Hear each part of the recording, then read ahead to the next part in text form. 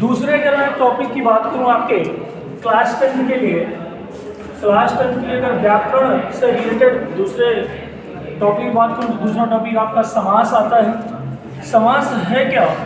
तो जब दो या दो से अधिक शब्दों को मिलाकर एक नया शब्द बनाया जाता है तो उसे क्या कहा जाता है? समास। दो शब्द कैसे? जैसे मैंने कहा राजा रानी, ये अलग अलग शब्द हैं, राजा अलग शब्द है, रानी अलग शब्द है।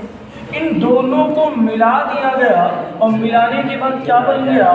राजा रानी बन गया। ठीक है, तो ये होता है समास के बारे में। आपसे वहाँ डिफिनेशन भी पूछेगा, ये आपका बहुविकल्पी में पूछे जाते हैं क्वेश्चन, ये बहुविकल्पी से रिलेटेड होते हैं। और कभी कभी क्या होता है कि ये आपके एक क्वेश्चन से ज़्यादा, मतलब आपके 2 क्वेश्चन 3 क्वेश्चन तक आपसे ये पूछ लेता है। ठीक है, तो पूछा जाएगा केवल एग्जाम्पल, जैसे चौराहा कौन सा समाज है? राजा रानी कौन सा समाज है? ठीक है, उसके बाद पूछा जाएगा पीताम्बर कौन सा समाज है ना? ऐसे आपसे पूछा जाएगा। तो अगर हमें आपसे ये बताना है किसके बारे में, कि समास क्या होता है, तो समास के बारे में पहले आप ऐसे समझ लीजिए कि जब दो या दो से अधिक शब्दों को आपस में मिलाया जाता है तो मिलाने के बाद एक नया शब्द बन जाता है, और जो नया शब्द बनता है उसी को क्या कहा जाता है?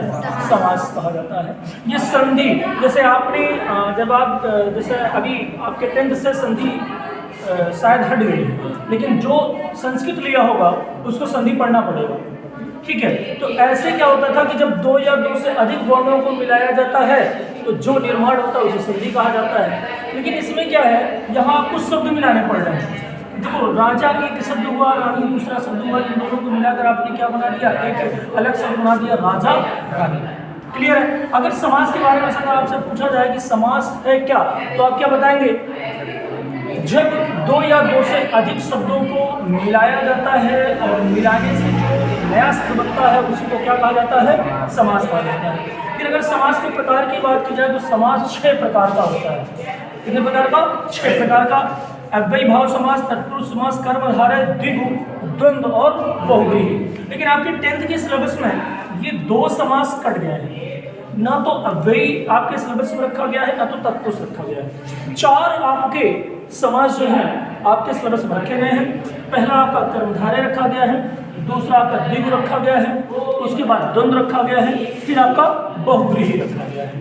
ठीक है, तो समास क्या है समझ में आ गया होगा कि जब दो या दो से अधिक शब्दों को मिलाया जाता है तो मिलाने से जो शब्द बनता है उसी को समास कहा जाता है। समास के अगर प्रकार की बात की जाए तो समास 6 प्रकार का होता है, और उन 6 प्रकारों में से 2 प्रकार आपके सिलेबस से कट गया है, आपके सिलेबस में उसको नहीं रखा गया है।